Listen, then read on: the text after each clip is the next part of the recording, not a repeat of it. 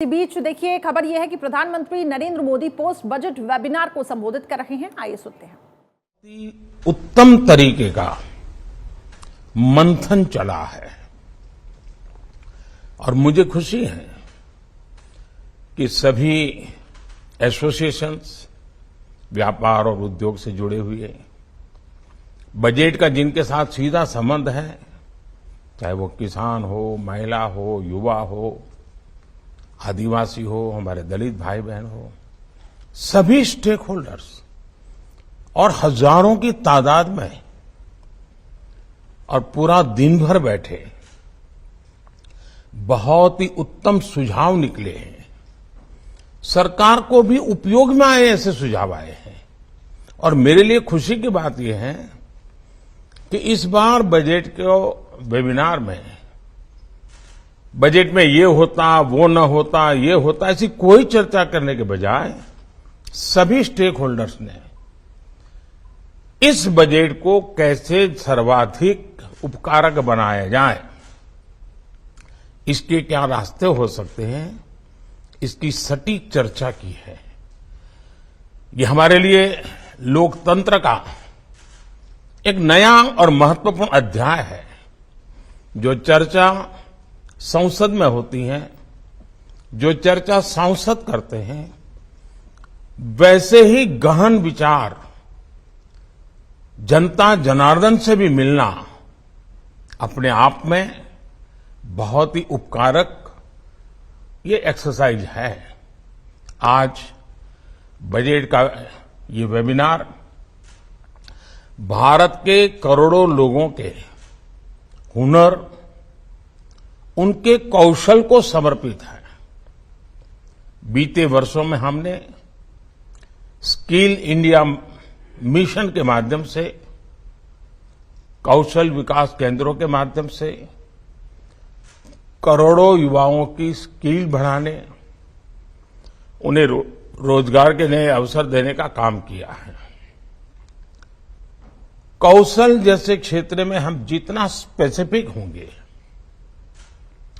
जितनी targeted approach होगी, उतने ही बेहतर परिणाम मिलेंगे। पीएम विश्वकर्मा कौशल सम्मान योजना, और उसको अगर सरल भाषा में कहना है तो पीएम विश्वकर्मा योजना, ये इसी सोच का नतीजा है। इस बजट में पीएम विश्वकर्मा योजना के ऐलान से आमतौर पर व्यापक चर्चा हुई है, अखबारों का भी ध्यान गया है, जो अर्थवेत्ता हैं उनका भी ध्यान गया है, और इसलिए इस योजना की घोषणा ही एक आकर्षण का केंद्र बन गई है। अब इस योजना की आवश्यकता क्या रही? क्यों इसका नाम विश्वकर्मा ही रखा गया? कैसे आप सभी स्टेक होल्डर्स इस योजना की सफलता के लिए बहुत ही अहम है। इन सभी विषयों पर कुछ बातें मैं भी करूंगा और कुछ बातें आप लोग चर्चा से मंथन करके निकालेंगे। साथियों, हमारी मान्यताओं में भगवान विश्वकर्मा सृष्टि के नियंता और निर्माता माने जाते हैं। उन्हें सबसे बड़ा शिल्पकार कहा जाता है और जो विश्वकर्मा की मूर्ति के लोगों ने कल्पना की, उनके हाथों में सारे अलग अलग औजार हैं। हमारे समाज में अपने हाथ से कुछ ना कुछ सृजन करने वाले, और वो भी औजार की मदद से करने वाले, उन लोगों की एक समृद्ध परंपरा रही है। जो टेक्सटाइल के क्षेत्र में काम करते हैं उनकी तरफ तो ध्यान गया है, लेकिन हमारे लुहार, स्वर्णकार, कुम्हार, बढ़ई, मूर्तिकार, कारीगर, राजमिस्त्री अनेकों हैं जो सदियों से अपनी विशिष्ट सेवाओं की वजह से समाज का अभिन्न हिस्सा रहे हैं। इन वर्गों ने बदलती हुई आर्थिक जरूरतों के मुताबिक समय समय पर खुद में भी बदलाव किया है। साथ ही इन्होंने स्थानीय परंपराओं के अनुसार नई नई चीजों का विकास भी किया है। अब जैसे महाराष्ट्र के कुछ हिस्सों में हमारे किसान भाई बहन अनाज को बांस से बने एक स्टोरेज स्ट्रक्चर में रखते हैं। इसे कांगी कहते हैं और इसे स्थानीय कारीगरी तैयार करते हैं। इसी तरह अगर हम कोस्टल एरिया में जाए, तटीय इलाकों में जाए, तो समाज की जरूरतों को पूरा करने के लिए तरह तरह के शिल्प का विकास हुआ है। अब केरला की बात करें तो केरला की उरू बोट पूरी तरह हाथ से तैयार की जाती है। मछली पकड़ने वाली इन नौकाओं को वहां के बढ़ई ही तैयार करते हैं। इसे तैयार करने के लिए विशेष तरह का कौशल, दक्षता और विशेषज्ञता चाहिए होती है। साथियों, स्थानीय शिल्प के छोटे पैमाने पर उत्पादन और उनके प्रति लोगों का आकर्षण बनाए रखने में कारीगरों की भूमिका महत्वपूर्ण होती है।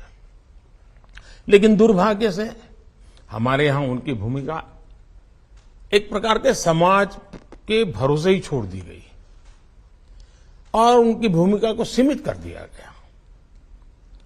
स्थिति तो ये बना दी गई कि इन कार्यों को छोटा बताया जाने लगा, कम महत्व का बताया जाने लगा।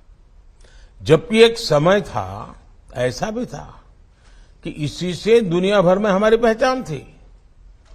ये निर्यात का एक ऐसा प्राचीन मॉडल था जिसमें बहुत बड़ी भूमिका हमारे कारीगरों की थी। लेकिन गुलामी के लंबे कालखंड में ये मॉडल भी चरमरा गया, उसको बहुत बड़ा नुकसान भी हो गया। आजादी के बाद भी हमारे कारीगरों को सरकार से एक जो इंटरवेंशन की आवश्यकता थी, बहुत ही सुघड़ तरीके से इंटरवेंशन की आवश्यकता थी, जहां जरूरत पड़े मदद की आवश्यकता थी, वो नहीं मिल पाई। नतीजा ये हुआ कि आज अधिकांश लोग इस अनऑर्गेनाइज सेक्टर से सिर्फ अपना जीवन यापन करने के लिए कुछ जुगाड़ करके गुजारा कर लेते हैं। कई लोग अपना पुश्तैनी और पारंपरिक व्यवसाय छोड़ रहे हैं। उनके पास आज की आवश्यकताओं के अनुसार ढलने के लिए सामर्थ्य कम पड़ रहा है। हम इस वर्ग को ऐसे ही अपने हाल पर नहीं छोड़ सकते। ये वो वर्ग हैं जो सदियों से पारंपरिक तरीकों के उपयोग से अपने शिल्प को बचाए हुए हैं। ये वो वर्ग हैं जो अपने असाधारण कौशल और यूनिक क्रिएशन से अपनी पहचान बनाए हुए हैं। ये आत्मनिर्भर भारत की सच्ची भावना के प्रतीक है। हमारी सरकार ऐसे लोगों को, ऐसे वर्गों को नए भारत का विश्वकर्मा मानती है और इसलिए उनके लिए विशेष तौर पर पीएम विश्वकर्मा कौशल सम्मान योजना शुरू की जा रही है।